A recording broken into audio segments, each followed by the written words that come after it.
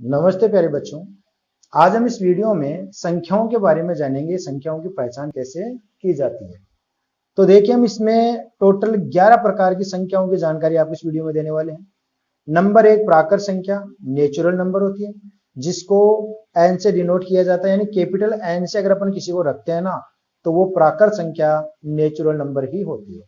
अब प्राकृत संख्या जो नेचुरल नंबर होती है वो कौन सी होती है, तो उनको अपन एक तरह से कह सकते हैं कि जो काउंटिंग नंबर होते हैं या हमारी जो गिनती होती है ना, वही क्या कहलाती है, आपकी नेचुरल नंबर कहलाती है। तो उसको आप यहाँ पे रख सकते हो। एक सेट बनाना पड़ता है जिसको अपन समुच्चय कहते हैं। इसमें आएगा आपका 1 2 3, ठीक है, 4। इसके बाद में आप यहाँ पर dot dot dot, only 3 dot लगा सकते हो।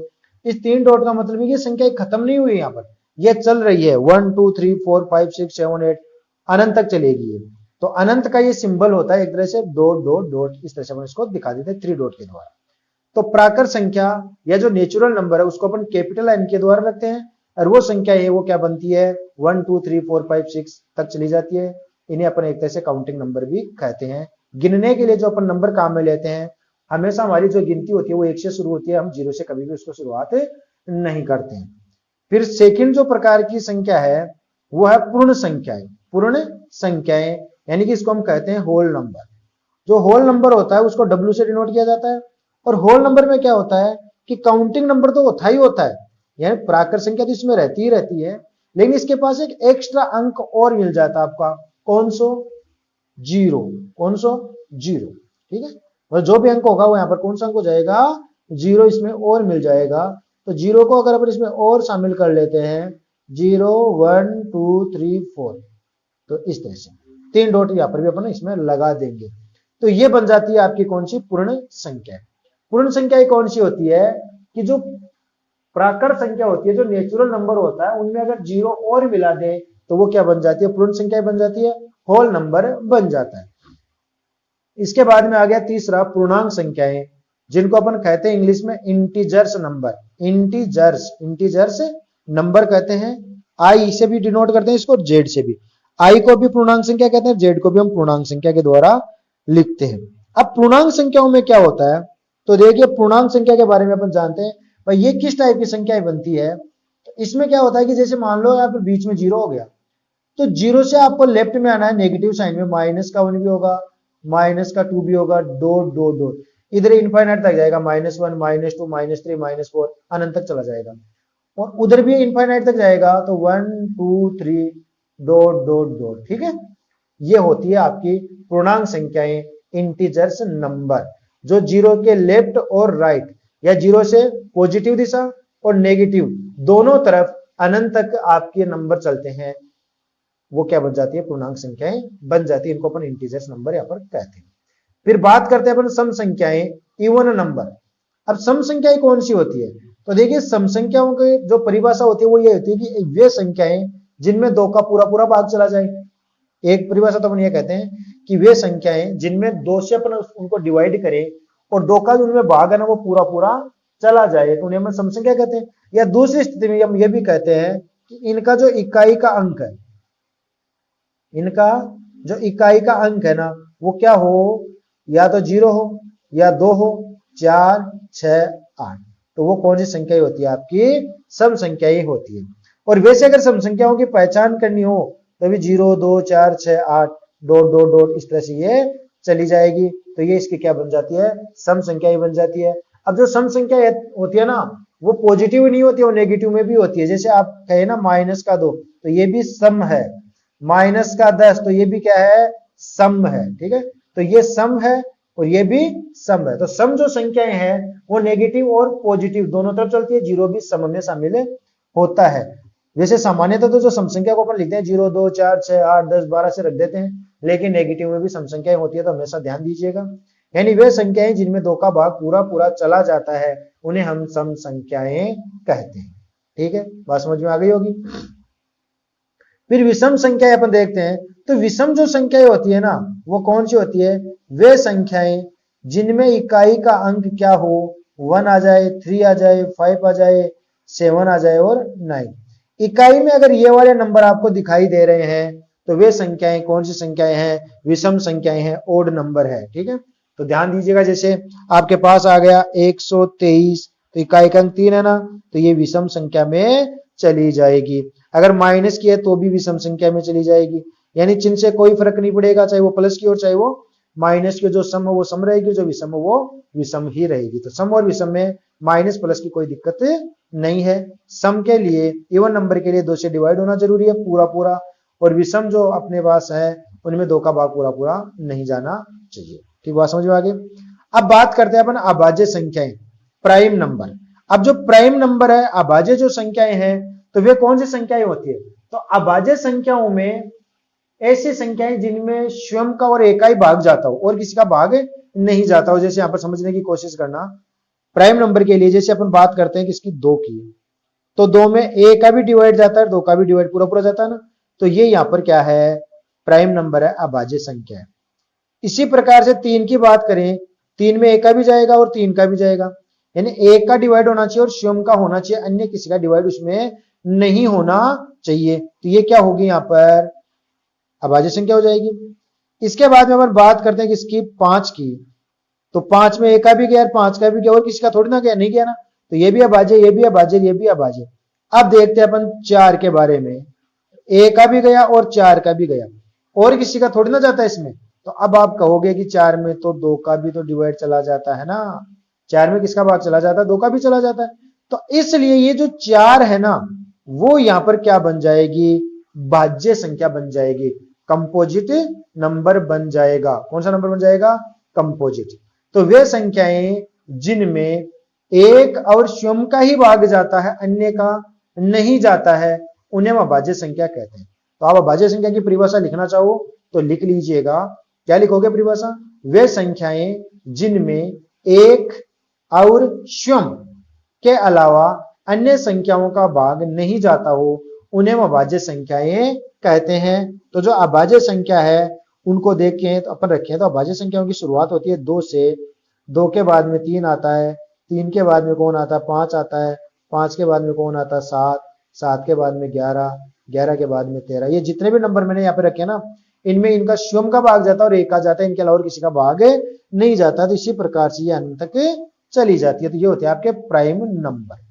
ठीक है, कंपोजिट जो नंबर होने वाले हैं ये इसमें आने वाला है, इसका है ये, ठीक है ना, इसका ये अभाज्य संख्याओं का। अब इसके लिए चलते हैं अपन भाज्य संख्याओं में। भाज्य संख्या कौन सी होगी, जो इनमें छूट गया वही भाज्य संख्या होने वाली। इनमें कौन कौन छूट गया, आपको एक छूट गया, तो जो एक है ना, एक में एक का तो डिवाइड जाता है बस, फिर स्वयं कौन है, इसमें प्रॉब्लम हो गई ना, इसकी परिभाषा पूरी नहीं कर रहा है। एक में एक का जाता है तो स्वयं गायब हो गया, और स्वयं को अगर एक मानते हो तो फिर एक गायब हो गया। इसके बाद 2 नंबर ही नहीं है, 2 अलग अलग नंबर का अगर डिवाइड जाता है तब तक तो वो क्या है, भाज्य संख्या।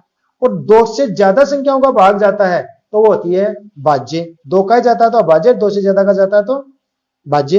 लेकिन इसमें तो एक का ही जा रहा है, और एक का ही जाने की वजह से एक न तो भाज्य संख्या होती है और न ही अभाज्य संख्या।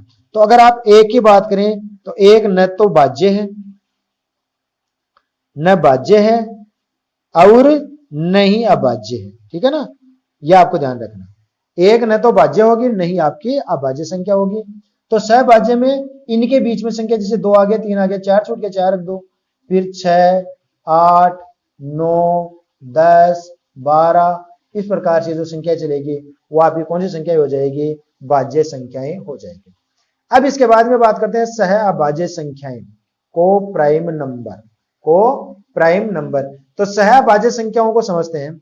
सह अभाज्य संख्याएं, सह जहां लग रहा होता है ना, वहां पर 2 संख्याएं एक साथ काम में ली जाती है, यानी जो अपने पास अंक है उनका जोड़ा यहां पर काम करने वाला है। जैसे 2 की और अगर मैं 3 की बात करूं तो इस जोड़े की अपन बात करेंगे, तो क्या यह सह अभाज्य होगा कि नहीं होगा। तो सह अभाज्य संख्या की परिभाषा यह है कि ऐसी 2 संख्याएं, ऐसी 2 संख्याएं जिनमें कॉमन निकले तो एक निकले, यानी दोनों में एक साथ अगर किसी का भाग जाए तो एक का ही जाए, एक के अलावा दोनों में एक साथ किसी का डिवाइड नहीं जाना चाहिए। जैसे 2 और 3 की बात करें, दोनों में एक का ही भाग जाता है और किसी का नहीं जाता एक साथ। इसमें 2 का जाता है, इसमें 3 का जाता है, लेकिन एक साथ नहीं जाता ना 2 का और 3 का, तो एक का इसमें भी जाएगा और एक का इसमें भी जाएगा। तो ये हो गया आपकी सह अभाज्य संख्या। बात करें 4 और 6 की, तो 4 और 6 सहभाज्य संख्या नहीं होगी, क्योंकि दोनों में एक का भाग भी चला जाता है, दोनों में 2 का भी चला जाता है, तो यह सह अभाज्य संख्या यहां पर नहीं होगी। लेकिन 3 और 8 की बात करें तो यह सहभाज्य संख्या हो जाएगी, इसमें एक का भाग जाता है और किसी का नहीं जाता है, तो सहभाज्य संख्या मेरे हिसाब से आप समझ गए होंगे। तो अब इनका एग्जाम्पल, तो आप कितने के एग्जाम्पल देंगे, बहुत सारे एग्जाम्पल हो जाएंगे, कोई तरीका इसका बनने वाला है नहीं। ठीक है, इसका तरीके में यही काम कीजिएगा कि सहभाज्य संख्या कौन सी बनेगी, ऐसी दो संख्याएं जिनमें एक के अलावा, दोनों में एक साथ एक के अलावा अन्य संख्या का भाग नहीं जाता, जैसे मैंने एग्जाम्पल बना करके दिखाया है। और बात करें अपन 10 की और 15 की, तो इसमें एक का तो जाता है दोनों में, लेकिन एक के साथ साथ इनमें 5 का भी जाता है, इस वजह से यह सह अभाज्य संख्या नहीं होगी। ये भी नहीं होगी, ये भी नहीं होगी, ये हो जाएगी, ये हो जाएगी, ये हो जाएगी। ऐसे आपको जोड़े बना लेने हैं जिनमें एक साथ एक का ही भाग जाए और किसी का भाग न जाए। तो सहभाज्य संख्या के बारे में पता चल गया। अब बात करते हैं परिमेय संख्याएं, रेशनल नंबर, वे संख्याएं जिनको हम P बाई Q के रूप में लिख सकें। किस रूप में लिख सकें, P बाई Q के रूप में लिख सकें। और साथ के साथ ये भी है कि जो आपका Q है ना, वो 0 के बराबर नहीं रहना, बटे में 0 नहीं रहना चाहिए। गणित की परिभाषा में कहते हैं कि 5 के नीचे यदि 0 है तो ये वाली जो संख्या वो अपरिभाषित होती है, यानी अपरिभाषित होती है, या इसको हम अनंत भी कहते हैं, इनफाइनाइट के बराबर इसको अपन रख लेते हैं अनंत, ये अनंत का सिंबल होता है, तो इनफाइनाइट होती है। तो परिमेय संख्याओं के लिए P बटे Q के रूप में उनको लिखा जा सके वो संख्या परिमेय संख्या होती है। या दशमलव रूप में देखें तो वे दशमलव जो शांत हो जाते हैं, जैसे 3.41, यह दशमलव यहां रुक गया ना, तो इस टाइप का जो दशमलव होता है शांत दशमलव हो जाएगा। तो ये जो शांत दशमलव होता है एक तो, और एक होता है आवर्ती अशांत दशमलव, अशांत और आवर्ती हो, जैसे 3.12, इसके ऊपर बार लगा हुआ, बार का मतलब ये बार बार आएगा, 3.121212, इस तरह से। इस टाइप की जो संख्या है ना, ये वाली, ये दोनों जो संख्याएं हैं वो हमेशा रेशनल नंबर होती है, परिमेय संख्या आपकी बन जाती है। और परिमेय संख्याओं में अब तक हमने जितनी भी संख्याएं पढ़ी है ना, ऊपर ऊपर एन डब्ल्यू आई, ये सभी की सभी संख्याएं परिमेय संख्याएं होती है। और भी देखिए, परिमेय संख्या को अपन 3/7 के रूप में रख सकते हैं, 9/15 के रूप में लिख सकते हैं, 6/20 के रूप में लिख सकते हैं, माइनस का 7/23 लिख सकते हैं। ऐसे अपन कोई भी संख्या आप काम में ले सकते हो, ठीक है। लेकिन अंडर रूट वाली संख्याओं को छोड़ना पड़ेगा। एक तो आपको अंडर रूट की वे संख्या जो पूरी पूरी बाहर नहीं निकलती है, जैसे अंडर रूट 2 की बात करें तो ये परिमेय संख्या नहीं होगी, यह अपरिमेय संख्या बन जाएगी। लेकिन अंडर रूट 4 की बात करें ना, तो ये परिमेय बन जाएगी, क्योंकि अंडर रूट 4 का मान कितना होता है, 2 हो जाता है। तो परिमेय संख्या मेरे हिसाब से आप पहचान गए होंगे। अब बात करते हैं अपन अपरिमेय संख्याएं। अपरिमेय संख्याएं इरेशनल नंबर, इरेशनल नंबर कौन से होने वाले आपके, तो ध्यान दीजिएगा। इरेशनल नंबर की बात करें डेसिमल में, तो डेसिमल में आएगा जैसे 1.2132058 इस टाइप का डेसिमल, मतलब अशांत तो हो लेकिन अंकों की पुनरावृत्ति ना हो। अशांत अनावर्ती जो दशमलव होता है ये किस में चला जाता है, अपरिमेय संख्या में। और एक ये रूट वाली संख्या, जैसे √2 है, √3 है, √5 है, मतलब रूट में से बाहर न निकले संख्या, पूरी कंप्लीट संख्या बाहर नहीं निकलनी चाहिए, दशमलव के रूप में इनका आंसर आना चाहिए। इस टाइप की जो संख्याएं हैं, एक अपना ये जो पाई भी होता है ना, जिसका मान अपन लेते हैं 3.14 लेते हैं, लेकिन ये जो पाई है वो भी क्या होता है, इरेशनल नंबर होता है, अपरिमेय संख्या ही होती है। तो अपरिमेय संख्या में 2 टाइप की संख्या आती है, एक तो इस प्रकार का दशमलव जो अशांत होता है लेकिन अंकों की पुनरावृत्ति नहीं होती है, और एक अंडरूट वाली वे संख्या है जो अंडरूट से बाहर नहीं निकल सकती पूरी पूरी। जैसे अंडरूट 16 होगा तो उसका मान तो 4 हो जाएगा ना, तो निकल जाएगा। तो जो अंडरूट 16 है वो तो परिमेय में चला जाएगा, और अंडरूट 17 वो अपरिमेय में चला जाएगा। तो under root 2, under root 3, under root 5, under root 6, under root 7, under root 8, लेकिन अंडरूट 9 नहीं आएगा इसमें, ठीक है। अब वास्तविक संख्याएं, तो अब तक हमने जितनी भी संख्याएं यहां पर पढ़ी है ना, ये कंप्लीट जो संख्याएं हैं, ये सभी की सभी संख्याओं को अगर अपन एक साथ रख देते हैं ना, तो ये सभी संख्याएं वो कौन सी संख्याएं हैं, वास्तविक संख्या। वास्तविक संख्या प्राकृत, पूर्ण, पूर्णांक, सम, विषम, अभाज्य, भाज्य, सहभाज्य, ये सारी की सारी जो संख्याएं हैं वो वास्तविक संख्याओं के अंतर्गत ही आती है। यदि आपको ये वीडियो अच्छा लगा हो तो वीडियो को लाइक और शेयर जरूर करना, चैनल पर नए हो तो चैनल को सब्सक्राइब भी करना।